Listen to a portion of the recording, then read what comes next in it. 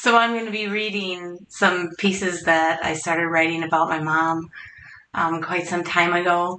I questioned whether or not I should put this intro, but a big part of also my life that my mom became a part of, well, she became a part of so many pieces of my life. And wanting to put together this celebration of life, the one thing that first struck me was the Tina Turner song, Simply the Best. Because when you listen to it, my mom is simply the best. And there's so many stories and so many good memories. And, she became a better mom the later in life she got. And, we all go through different journeys and passages, and it's how you decide to move forward instead of looking backwards.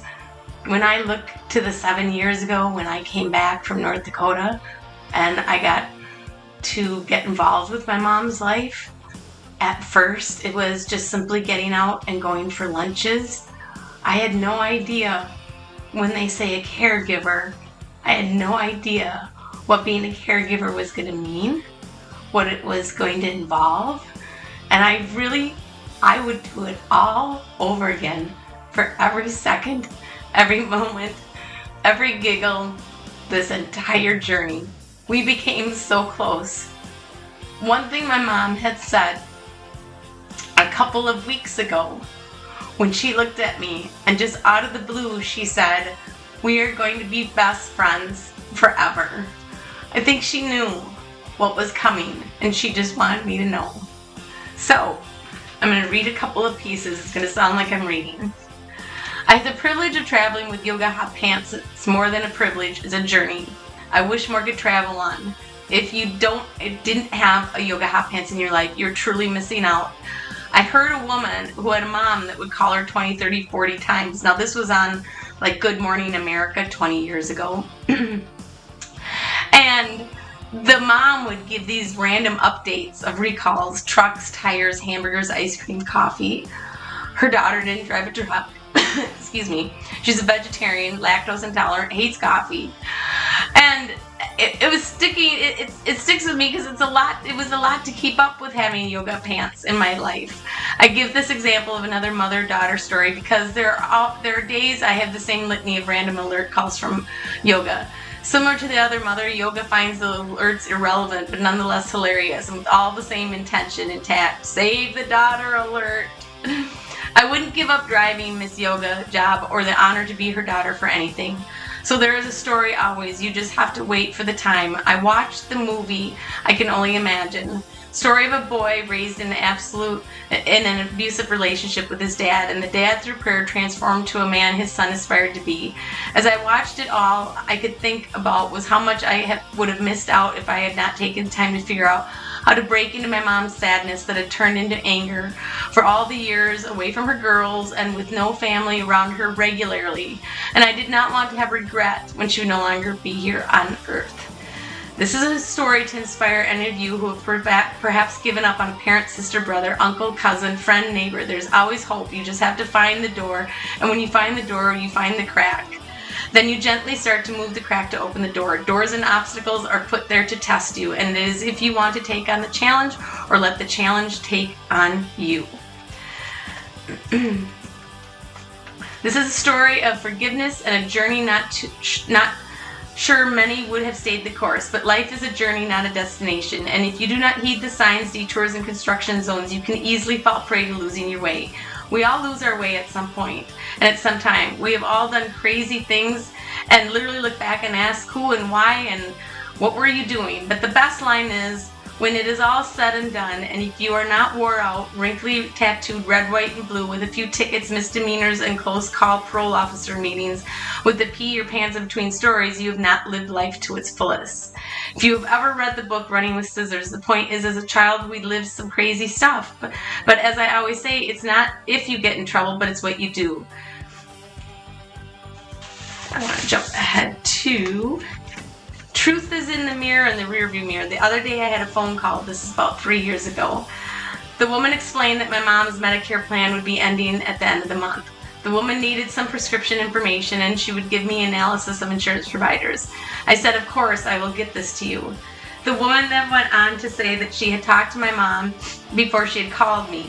She said, I have helped your mom for the better part of 7 years. That the conversation she had with my mom was the most coherent, lively, bubbly, and happy she had ever heard. The woman went on to say, whatever changes to her meds, keep it up. I beamed and I said, well, it's not medication. It is love and a sense of purpose and a shitload of humor. This is a story of when I had been calling my mom. I would call her every single morning. And towards the end, when she was in the hospital, she would wake up and call me at 5 a.m. every single morning. I miss those calls.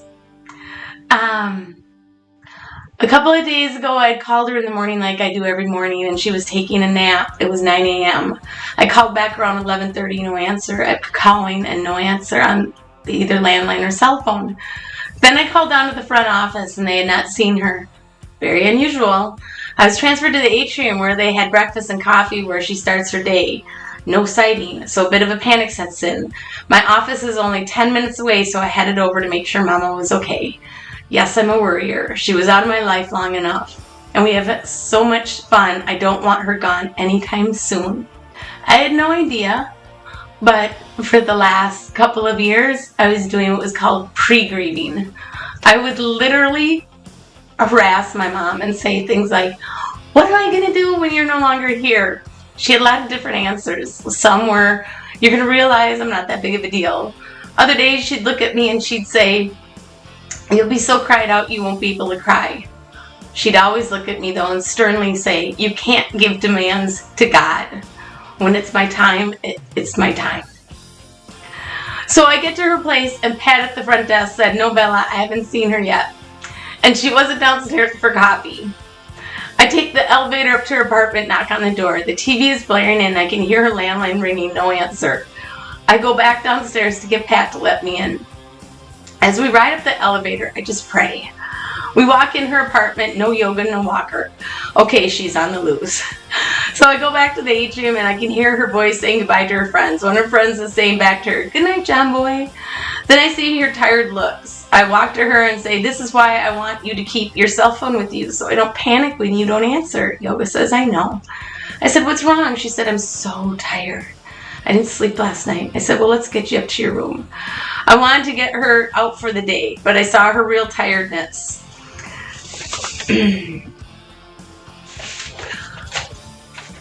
We got to her room and I sat on her couch. We were cheek to cheek. I was checking my emails on my phone for work, and Yoga sat down next to me and put her head on my shoulder. Her side told me she needed a good nap. I got her to bed and pulled the shade down, got her a glass of water, held her hand as she dozed off, and I told her I love you, Yoga. Call me when you wake up. Yoga is good today.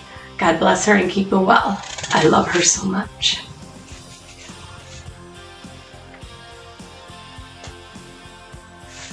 I had started writing again during the third hospitalization since Mother's Day. And, she had such a way, as she always did, of just literally lighting up the room and saying things that nobody else would say, and you never knew where they were coming from. And I, just like she thought Mike Lindell, the Pillow Man, was overdoing his advertising. She had so many. That's why when I let the show open, she'd become such a big part of my podcasting because she rode around in the truck all the time. And she got to hear so many different opinions and stories from all the different people that were calling into the program. And even though we were vastly different on our opinions, she really loved and respected what I was doing, and she really enjoyed laying and listening to the show. And she would always ask me how the show went, and I would always tell her that I talked about her on the show, and she'd always roll her eyes.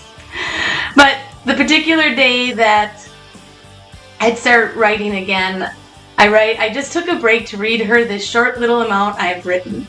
We blow our kisses to each other and stick out our tongues at each other and giggle.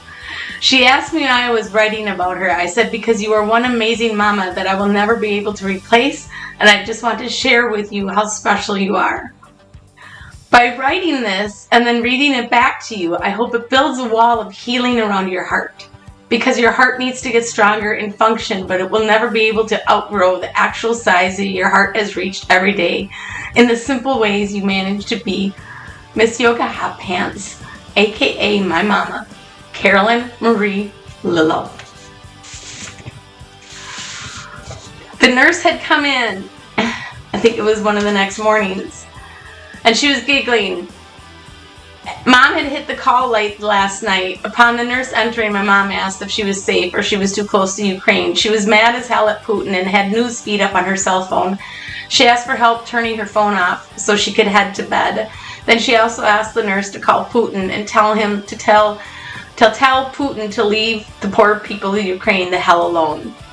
That night I leaned over and gave her a huge kiss and told her if she didn't leave Vlad alone, he might just personally show up in the middle of the night. Hottie's eyes got huge and she giggled. As I walked down the hall, I felt at peace. I know she's in the best care. She's not in that god-awful place that sent terror in my mind every waking moment. Please, dear God, hear my prayer. Let's get her home to get her strong. Amen. She is home now. The last weekend that I spent with her, you would think that nothing was happening. She was more tired than normal, but right up to the end, we were getting our nails done, our toes done, our hair done, and our beauty on. We did our shopping. We did our healthy eating at the Great Greek. And she went out large with a huge heart and a lot of fun. The night before she passed, I wasn't able to stay. Her eyes never opened and she was unresponsive. My cousins Cindy and Kathy were there, and as they hugged her and told her how much they loved her, she made little noises as if she was saying she loved them back. I hugged her and kissed her. I got a squeeze out of her hand twice that day. The next morning, 7 a.m., the phone had not rung. I knew she was laying there. I rolled over and I grabbed my hand. I squeezed it much like I squeezed and held her hand every night when she was living with me, when we would sleep next to each other, when I was concerned about her. I closed my eyes and I prayed to my mom and I prayed to God. And I said, Mom, you're in my heart, you're in my soul, your spirit. I'm in your heart, your soul, your spirit. I am never leaving you, and you are never leaving me. I know that you must leave earthly, but we are not leaving each other's side. It's okay, Mama.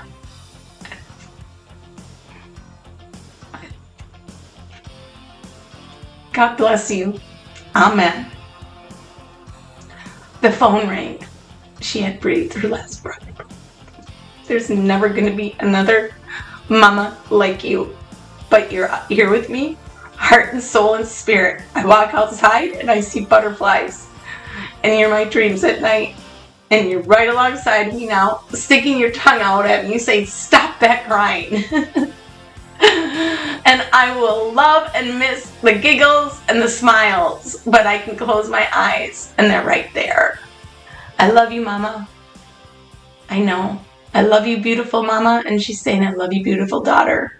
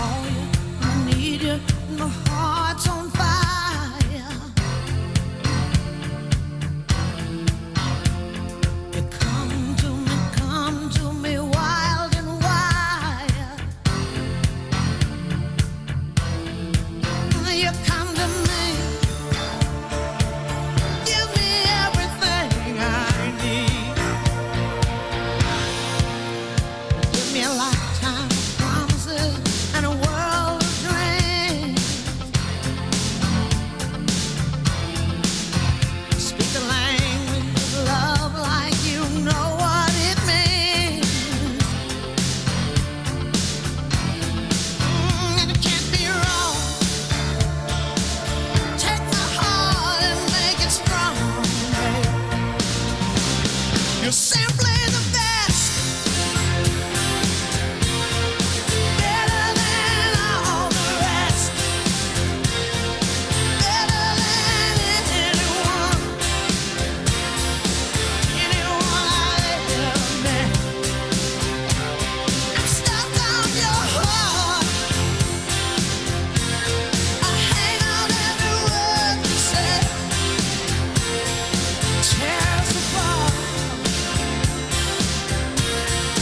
Baby, I would rather be dead.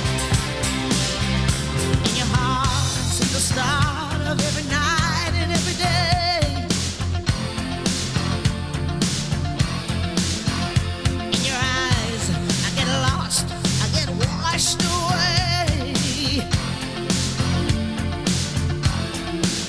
Just as long as I'm here in your arms, I could be in no better place. You're simply the best. Better than all the rest. Better than anyone. Anyone I ever met. Ooh, I'm stuck on your heart. I hang on every word you say. Oh, tear us apart. No, no, no. Baby, I would rather be dead. Each time you leave me, I start losing control. Walking away with my heart and my soul. I can feel you even when I'm alone. Oh, baby, don't let go.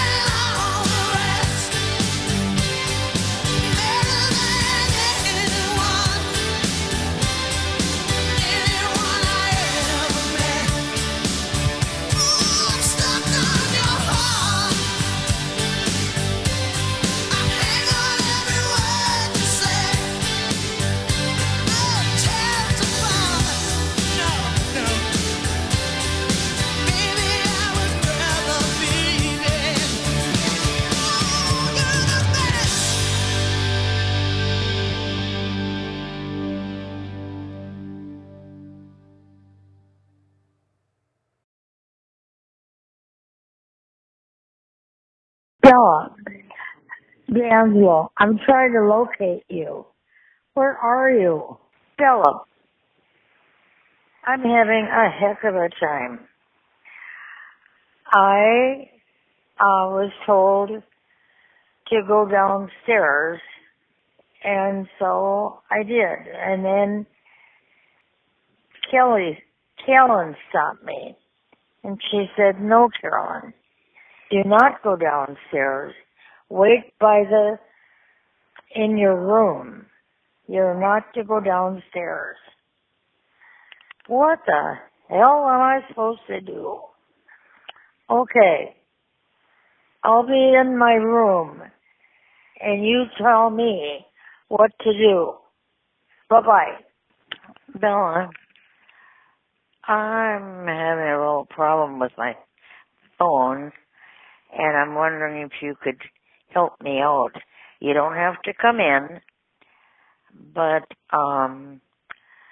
let me know what to do. It just doesn't work. Bye-bye. Bella, call Mom. Oh, it's too early. I'm sorry. Bye-bye. Hi.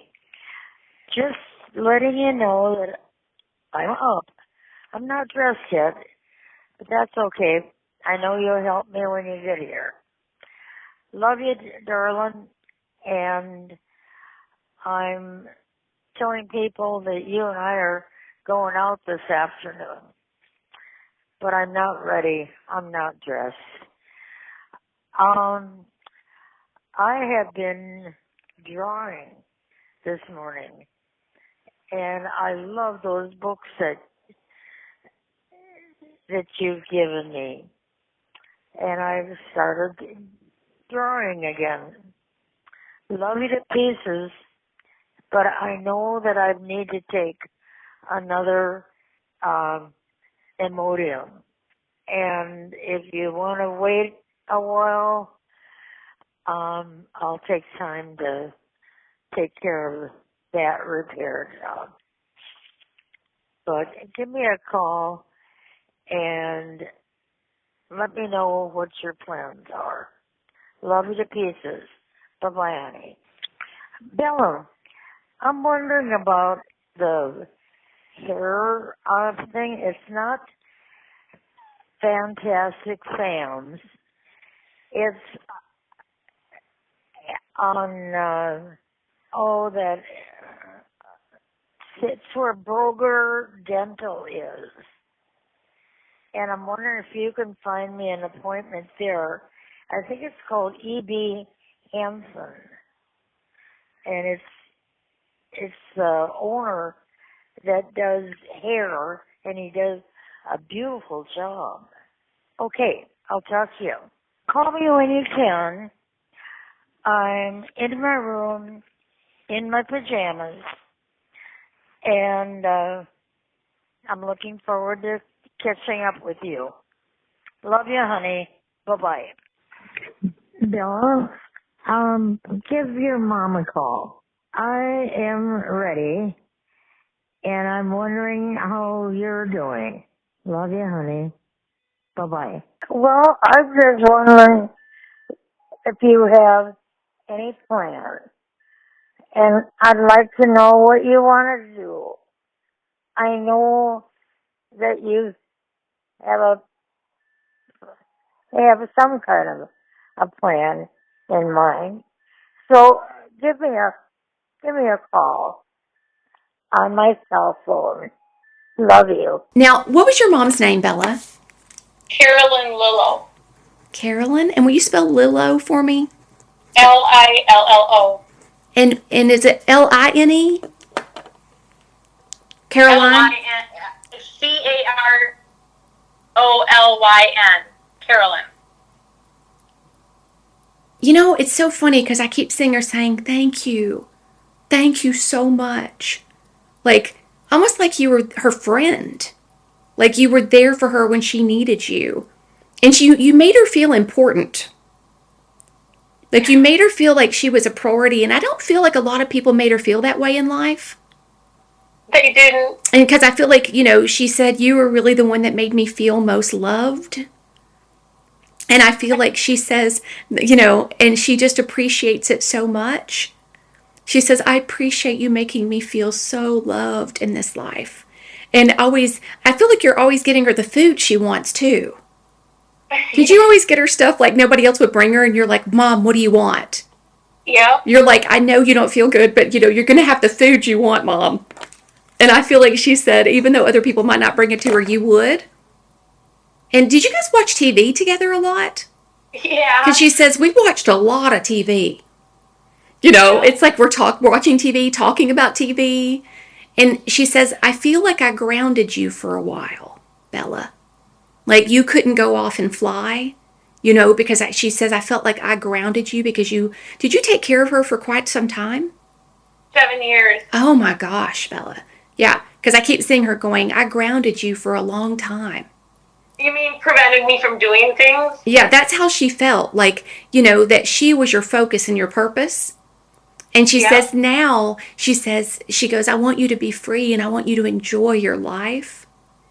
But was she actually struggling with breathing? Yeah. Because I keep seeing her going, like she was getting scared. Because she's like, I couldn't breathe.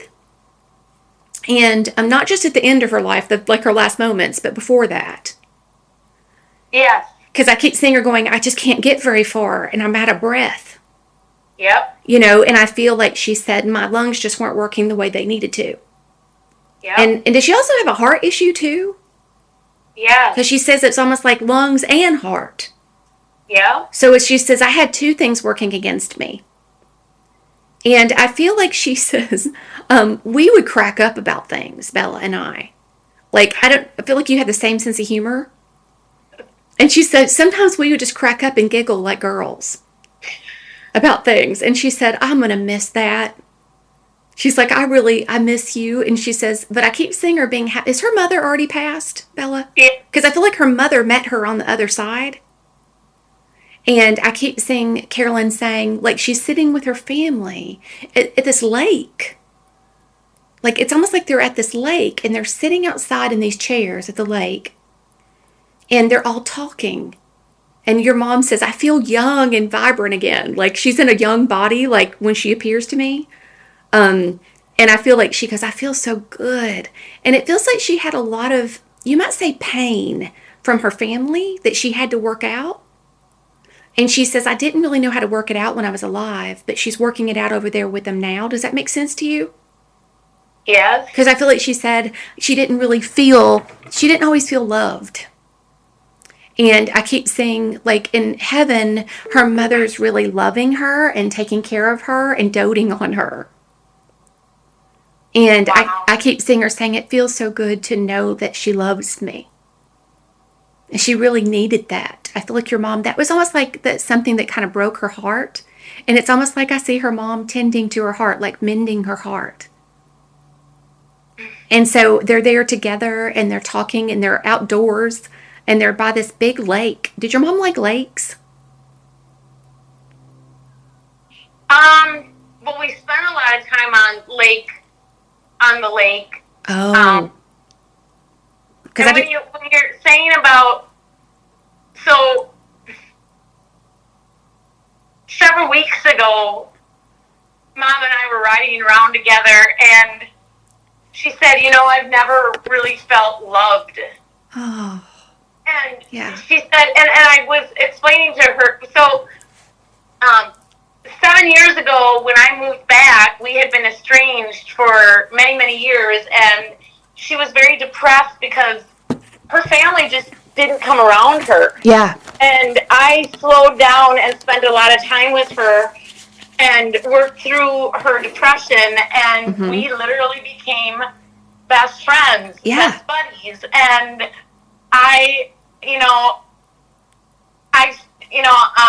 and so anyways, a couple weeks ago when we were riding around, and she said, I finally know what it feels to be loved. I've never been taken care of so well. And Yes. I realized that even though I've been married, and I've had relationships, I never knew what it was like to truly be loved by someone, which is what I got from my mom. And I just, I've been kind of at a loss because without her, I myself got depressed because I didn't have anything going on other than her. And I got this amazing job out in North Dakota and wanted me to take the job. And the hard part is that when I was out there on Saturday, I had this really bad separation anxiety, and I almost packed up and came back. But, me being here I've got this 6-figure salary. It's a true career changer, and I just want to be able to feel a lot stronger and confident and not have this heavy emotion. So when Bob told me about you, I just, like I had told my mom the day we were driving to the funeral, I want to be able to communicate with her because I think it's going to help both me and her. Yes. Because we were each other's best buddies, and we giggled nonstop. Yeah. Yeah. Yeah. And I feel like she's saying, like, it's almost like you're having to learn to kind of be still and be with your emotions. Yep. And that's not easy. It was never easy for her. And you kind of taught her how to do that. The funny thing is, she said, you came home and you taught me how to deal with my emotions, Bella. You made me deal with my emotions. And so she says, now you've got to follow your own advice. You know, the Yeah. advice you gave her about sometimes you just got to deal with it. You just got to feel it. Because she says there's no easy fix for this. Like it's something that you'll go through. But she says you've got a backbone of steel, Bella. And she says you can get through this. You know, you just have to be able to be willing to sit with it. You know, we've been in motion so long. This job's going to be busy too, by the way. Like you're going to be busy with this job. But I feel like, you know, but I feel like that when you feel the grief, it's almost, or you feel the separation anxiety, it's almost allowing yourself to feel it and just let it, almost like a wind that moves through you or a storm. Allow it to move through you and move on. Because that's how it's going to come. She says it'll come in waves. She got depressed because she got stuck. She shut her emotions down. And she said, so don't shut them down. She goes, just name them. You know, like you did. Like I have separation anxiety. I'm feeling this in my body like I can't breathe. You know, I feel like I'm coming out of my skin right now. Like almost like if you name it and you're like, I feel like this. I'm feeling this in my body. And you breathe. And she said, you name it and you let it move through like it's a visitor that came. You're not going to invite it in to move into the house, you know, move into the bedroom. You're like, okay, come in and leave out the back door. So she says you have to kind of feel your emotions and you have to release them and know that you can handle them. You know, she says you and I are both kind of dramatic with our emotions. We feel them deeply, you know, which is one reason she got so depressed. Because I feel like her emotions were, she felt abandoned in a lot of ways growing up, you know, and I feel like, and then you made her feel like secure. Like those last 7 years, she felt secure. Like, oh, I'm not going to be abandoned. And she says, and I'll never abandon you. She's like, I'll be with you every step of the way. She loves going for long drives, too. Like, I feel like in the car, like, I keep seeing her playing different songs for you or changing the station on your radio or changing the songs. Like, I keep seeing her going, I'm going to play you songs that'll make you laugh. Like, because I feel like she's, like, that's one of the things she'll bring you is music. This is so wild. Before I went to, there's a butterfly right out in my yard right now. Yeah. The last store that we went to, so the weekend before she got sick, we had been out shopping together, and it was hard because she wasn't out and walking around with me. She was just sleeping in the truck, and it really concerned me, you know, watching this. And yet, when I went to the shop the other day, they have outdoor music, and so much of the music is playing into, like, I can't imagine what I'm going to do without you. Songs that just speak to some of the things that I'm worrying about. Yes. And I just feel like now that I've been able to make this connection with you and her, I'll be able to just, you know, my biggest thing is this job is with Schlumberger. They're a big oil company. And this is something that my mom worries about is my retirement, my future. Mm-hmm. You know, I may never get married, and I'm not really concerned about that. But what I am is I'm a true workaholic, and the hard part was when I was out there, I wasn't able to feel the joy and the excitement because of, you know, this grieving. And I just want, and I know my mom is the last person that wants me to feel sad. And that's why I know that she's looking down right now and she's like, oh, come on, Bella, you can do all of this. You are so strong. But I feel like she's also saying the sadness is real and that you have to allow it, you know, but you don't want it to stay like a long-time visitor. You want to let it move through you, notice it and go, like, this is something that the angels told me to do once. They said, when you feel sadness, go, oh, sadness is here. Like to name it like that, Mm-hmm. like, but not to say I am sad, but just go, oh, sadness is here, like it's visiting. Yep. And then feel it, and then let it move on. Like I always imagine it like jumping on a log and floating down a stream. Yeah. You know, I notice it and then let it go.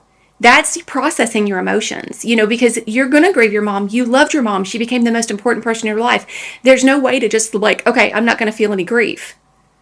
Right. So it's going to be a mixed bag at the beginning of this job. You're going to feel moments of joy. You're going to feel moments of deep grief. And it's almost like you have to let them both kind of just move through you. They're temporary. Yeah. And you have to just kind of say, I'm feeling grief right now. And that's completely normal. Like, try not to resist it and go, I don't want to feel this. Because when you resist something, you almost give more power to it and it digs in Right. deeper. But if you just go, oh, of course I feel grief. I've lost my dear mom. Like, of course. Like, validate your emotion. Cry if you need to. Say, Mom, I miss you. You know, like, do something that makes you feel like you're expressing it. And then keep moving. Because it's going to be something that is so new, Bella. And so I feel like you have to let it move through you. It's hard. I think this job is a gift in a way, though, because it's going to help you not get stuck in your grief, because you won't be able to. Yep. Because you've got so many new things to learn and so many new people. And like, I feel like there's just so much stimulation. You know, it's only like when at the end of the day when you come home that you're like, holy crap, like I'm tired. And then a little wave of grief may come through. And so I feel like that it's going to be a mixed bag, but it won't be forever. I mean, I think grief, you know, over time it lessens, especially when we realize like it's a gift to have had that person, especially that you reconnected with your mom and you were able to heal that relationship. That is such a gift, right? Yeah. Because it could have ended up you could have made a different choice and you didn't. Like, so you should definitely pat yourself on the back because it took a lot of bravery and courage to do that. And I see you going, I'm so glad I did that. Well, and you know, even so, she went in the hospital April 17th, and you know, and like I always said, I was one of the last people that should have been going through all of this because I'm an empath, and so you know, when after my mom's second hospitalization, they put her in this transitional care facility, and it was absolutely god awful. Awful. Yeah, she says I hated it. Yeah. Well, and the sad thing is I couldn't get her out of there. Yeah, I don't think she was supposed to be out of there, to be honest. It was just part of her journey too, Bella. It was part of her journey. And she knows that now. Well, the thing was you know, I had to be in Bismarck for 2. So my mom moved in October with me, and she was doing so well that I had accepted a job out in Bismarck. We were going to move out there together. And the first 2 hospitalizations, she was so excited about North Dakota. I felt like that's what really pulled her through those 2 hospital stays. And then when she went to the transitional care facility, both of us were scared out of our mind that she was there. And I would wake up throughout the night, and every morning at 5 o'clock in the morning, we would talk. And, you know, because I'm an empath and my intuitiveness, even though all of these doctors and everybody kept telling me she was okay, when I knew deep down there was something wrong, I was the one that uncovered all of the next hospitalizations. Yes. And I just feel like, you know, mornings are really hard for me because I'm so used to being, you know, getting woken up by her phone call. And and one thing that I've done is I took her pretty rose fleece that she always wore, and I wrapped it around the passenger seat. And so when I drive around, which I drive an awful lot, and when I need to, I squeeze that fleece jacket to feel like I'm holding her hand. Oh, I love that. Yeah. But I mean, I just feel like she says, you know, it was her day. It was her time to go, she says. And when it's your time to go, it's your time to go. Yeah. And she says, and it's also time for you to be free. Like, there's something about this, too. Like, she goes, I enjoyed our time so much together.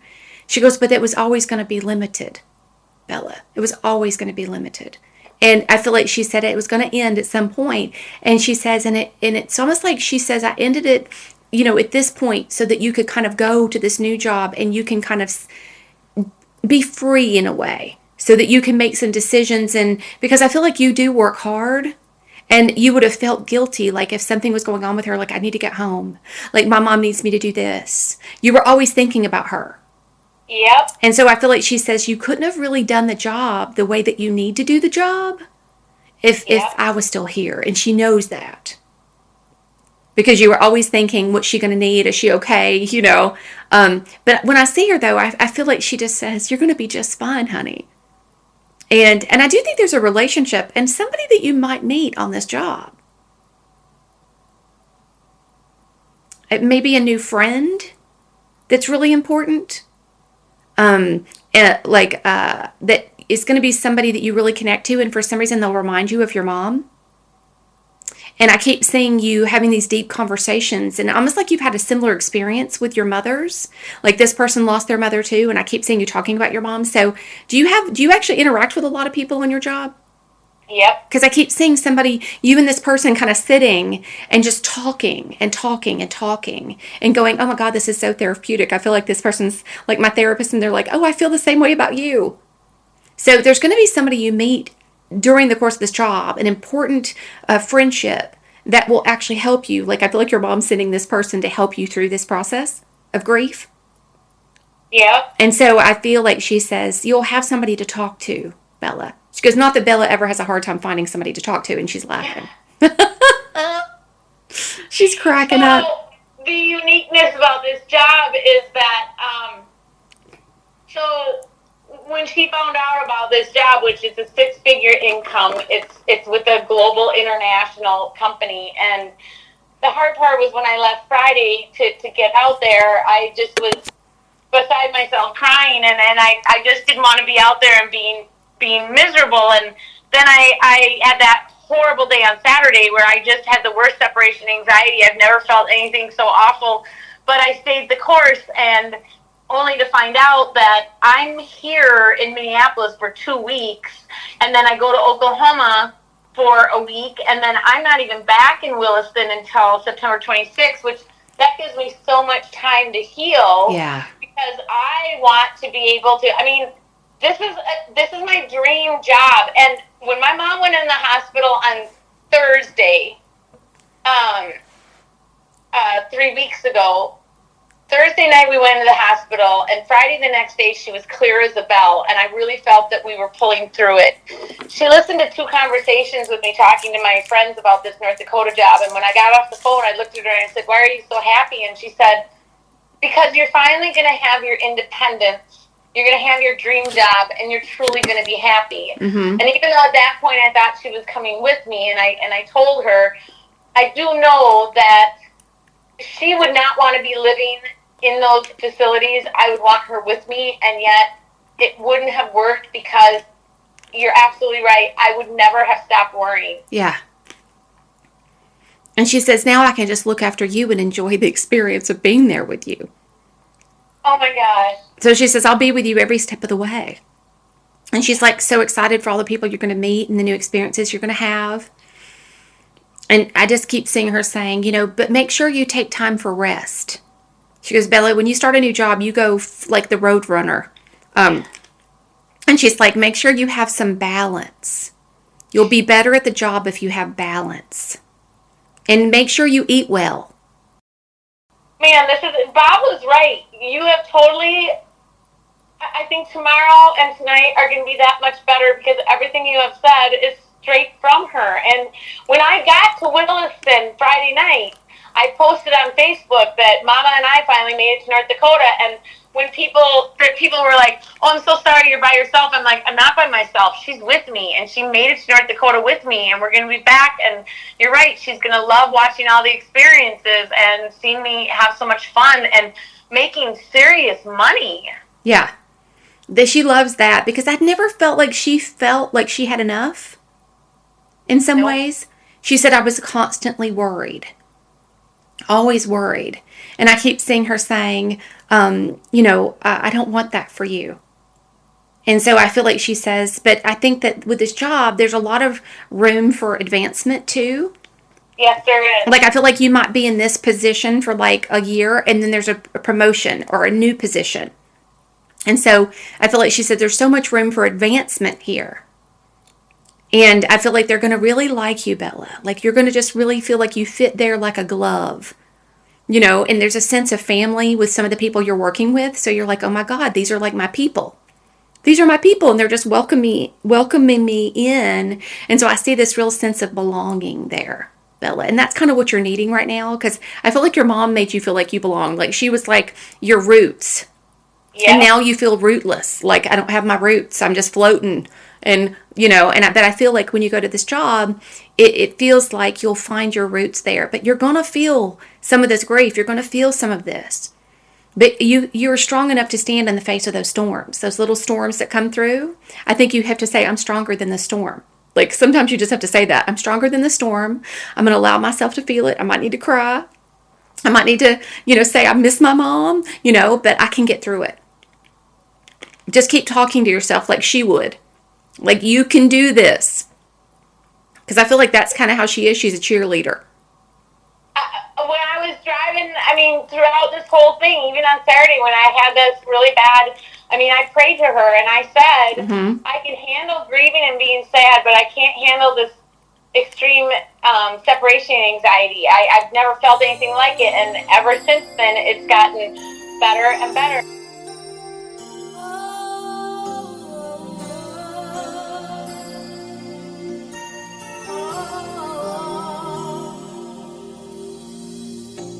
It must have been cold there in my shadow to never have sunlight on your face. You were content to let me shine, that's your way. You always walked a step behind. So I was the one with all the glory, while you were the one with all the strength. A beautiful face without a name for so long. A beautiful smile to hide the pain. Did you ever know that you're my hero? And everything I would like to be. I can fly higher than an eagle. You are the wind beneath my wings.